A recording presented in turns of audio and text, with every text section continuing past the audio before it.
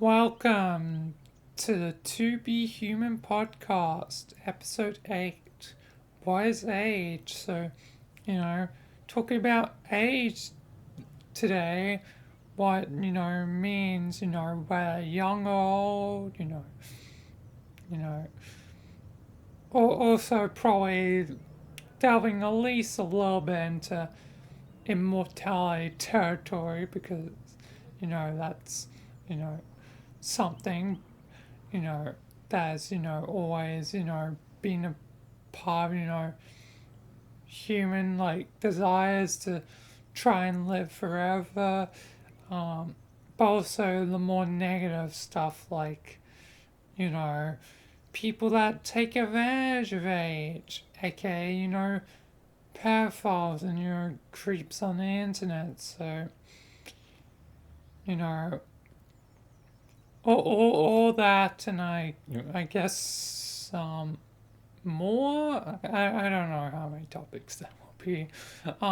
But yeah, let's just begin with what is age? Well, you know, by definition, it's how old we are, the number of years we've lived is usually how we classify it. So at the moment, I'm 21, gonna turn 22 in July.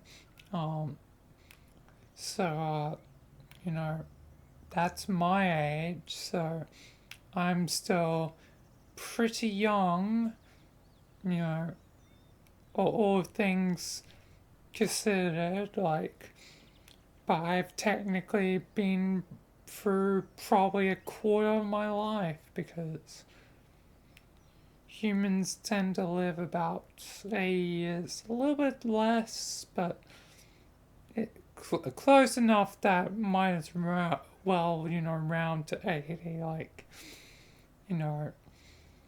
And probably, yeah, again, it's always on the increase, so but by the time I'm old, it probably definitely be hopefully at least 80. So, yeah, hopefully I live at least 80 years. I would love to live more, but, you know, 80 I guess is good, not great, because I'm one of those people who probably want to live forever. But yeah. But, so, my age, I'm young, you know, haven't got a job yet. I'm, you know, you know, trying to find my path in life. So, I'm still, searching for what maybe that I'll be probably doing for the rest of my life. Where some people have already done that and, gone through all that complicated stuff, and some people haven't gone through it. So, yeah. Um, yeah. But, ages, I guess what you make of it's like you can define yourself as young even if you're old, and you can decide, you know, you can say that you're, an old soul even if you're young. I sometimes feel like a old soul, especially when I'm like, what the hell is my generation doing? Like, Gen Z, get yourself together. I can't believe I'm one of you, but I was born in 2002 and kind of missed the boat to be a millennial. So, you know, I was about, depending on the definition of when a generation starts, it varies from source to source, but I may have been, 2 years late to boat. Or I could have been a few more years late. Yeah, and the, you know, definitions, change depending on the, generation. But yeah, I can't believe I'm a Gen Z. It doesn't feel real when I've seen some of the stuff, my generation has done, you know, it's like, how are you guys being so foolish or so silly or, but on the other hand, also can be quite smart and, quite, open and, you know, a lot more progressive. So I guess you win some, you lose some, and I guess for where it really counts, you know, I say we're doing better than most, I guess. Um, you know, I worry about, Gen Alpha, whatever the heck it's called, you know, so yeah, they're probably gonna be the most screwed. Hi Sky, welcome, welcome. Like I feel like either technology is gonna ruin them or make them smaller. It's a 50-50. Playing with fire, especially with all the technology advancements, AI, and check, the previous podcast episode out, you know, gotta plug the other episode somehow. um, um,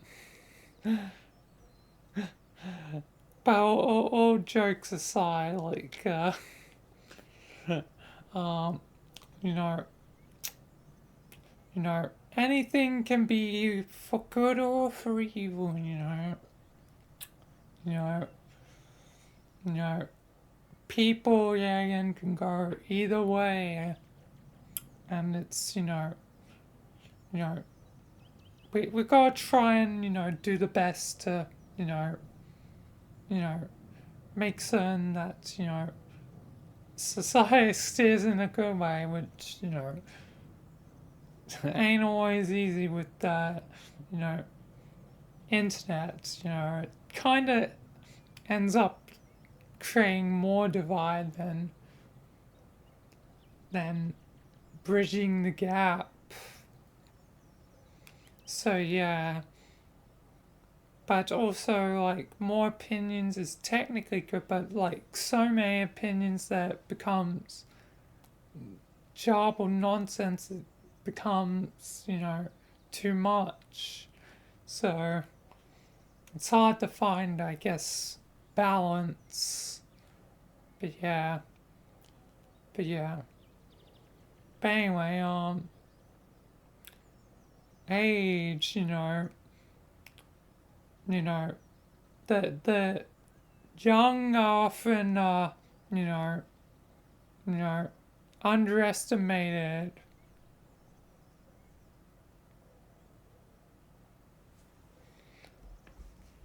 Man in bits now, right now. What?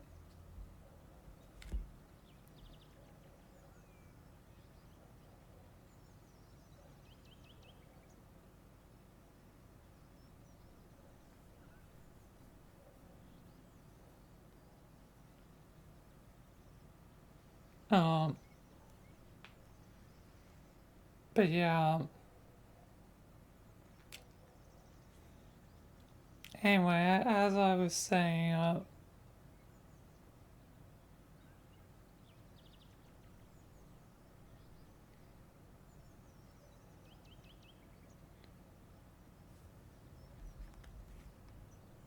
oh, you're blitzed right now. Oh, I see, Sky. Yeah, yeah, yeah.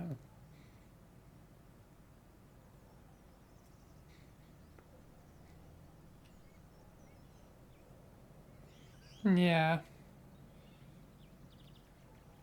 but the young are often underestimated, and sometimes, being rude to them will only lead to them being worse down the track. Like, you know, being rude to, younger people will only turn them into rude people down the track. It's, they're young and impressionable, so what do you think will happen if you're rude to them?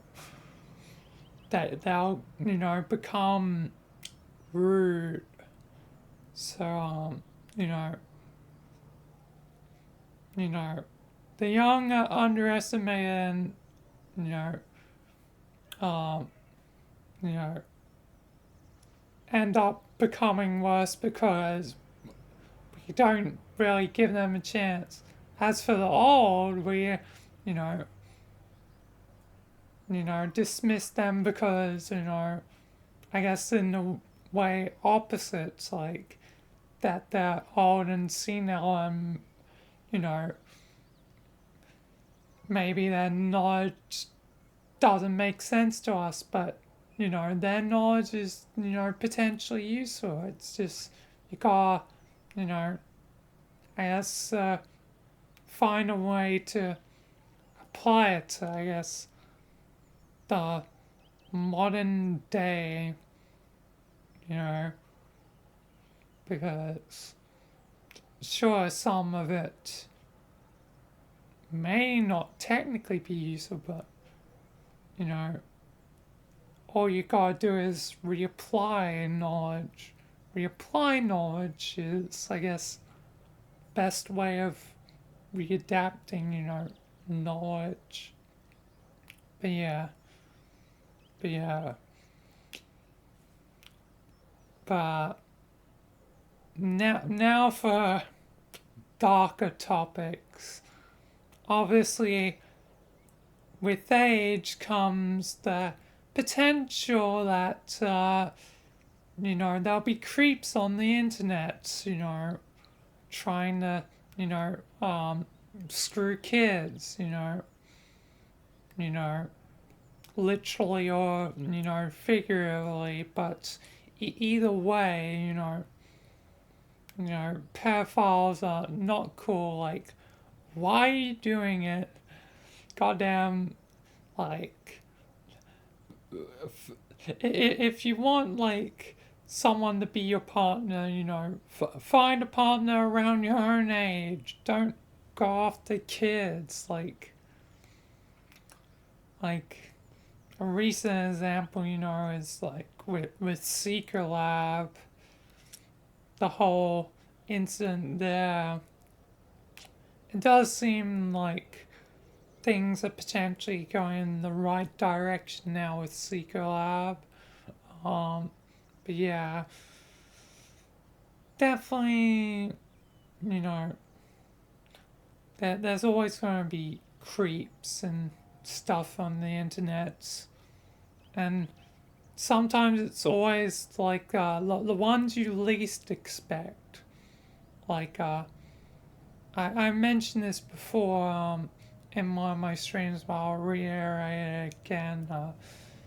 Like, my uncle was a pedophile, it wasn't even, obvious until, the evidence, was found and, found out, as clear as day. So,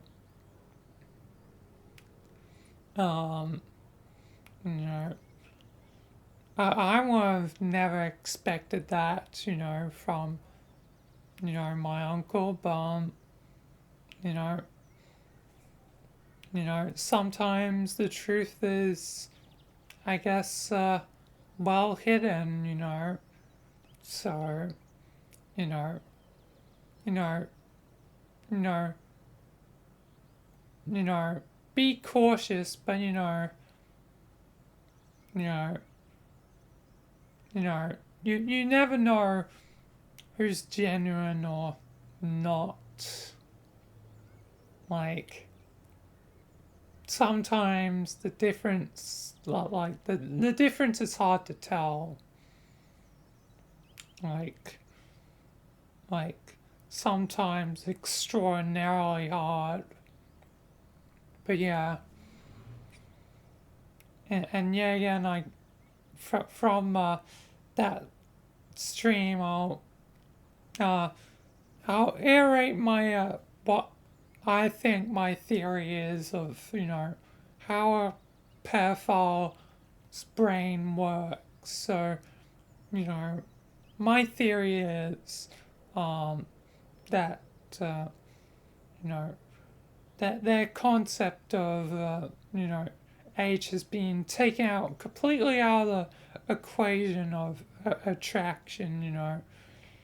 And obviously they make the active choice, but yeah, like it's negated in their own brain, despite they're probably wise enough to make the right decision.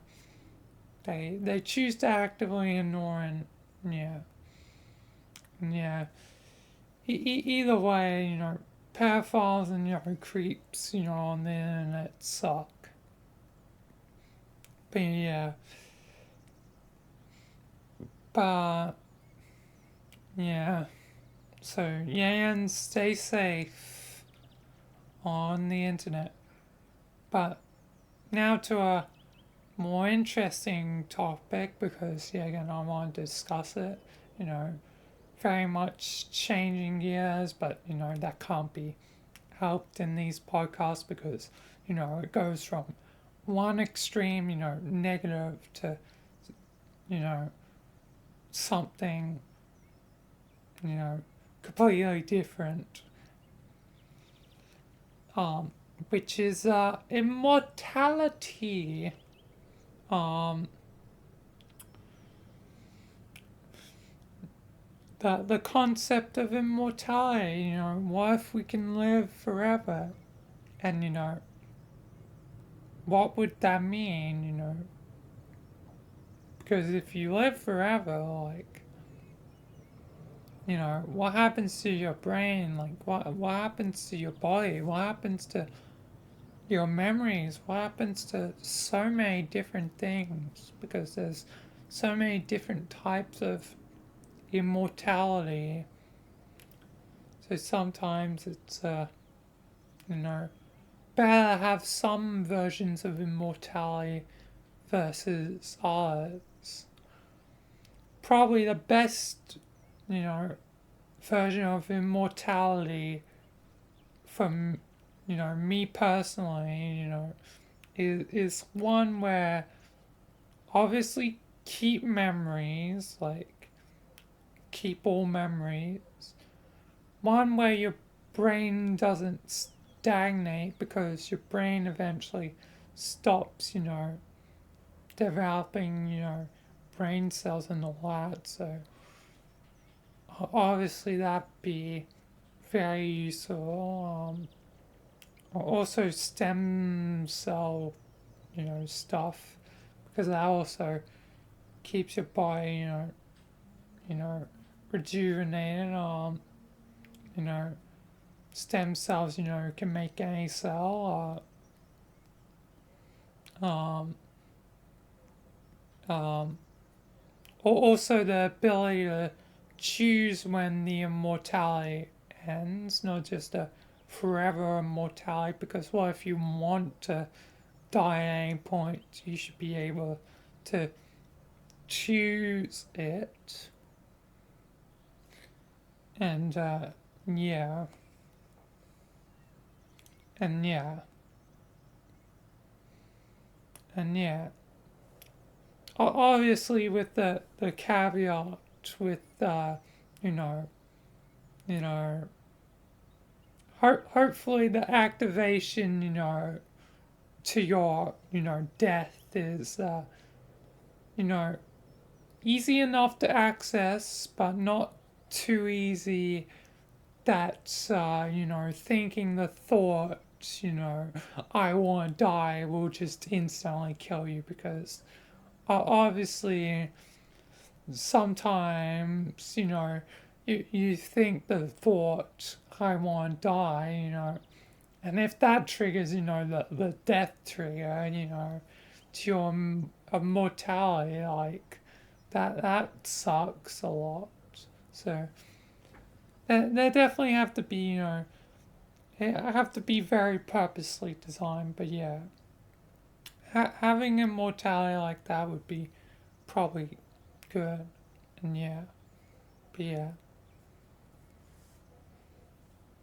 And another question comes into, you know, mind is when you're mortal, you know, you know, you know,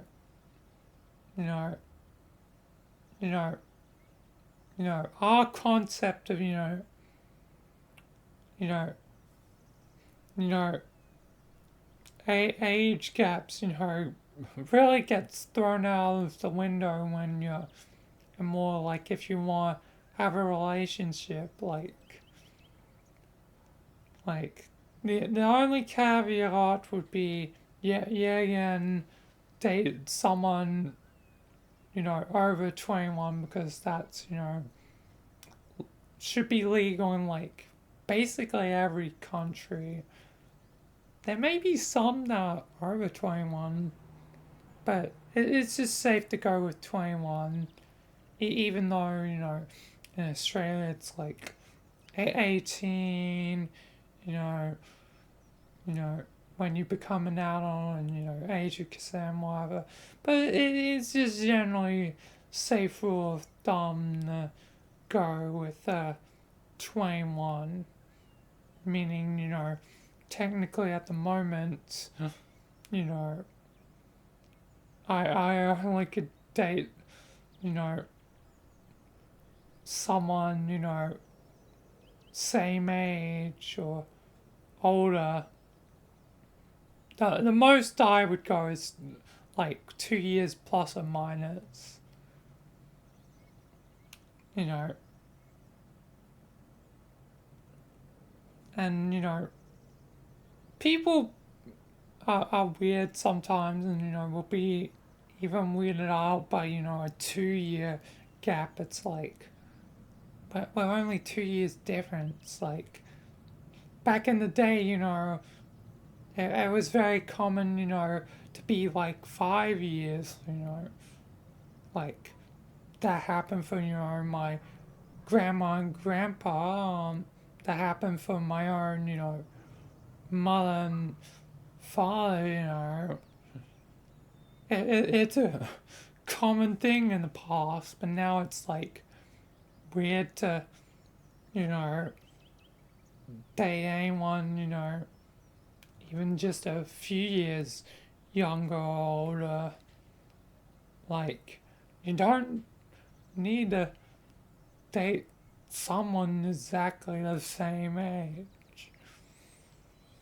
You know, if it happens that way, well, then it just happens that way. But, I think 2 years plus or minus is a reasonable amount, That's an age range of technically, you know, 5 years,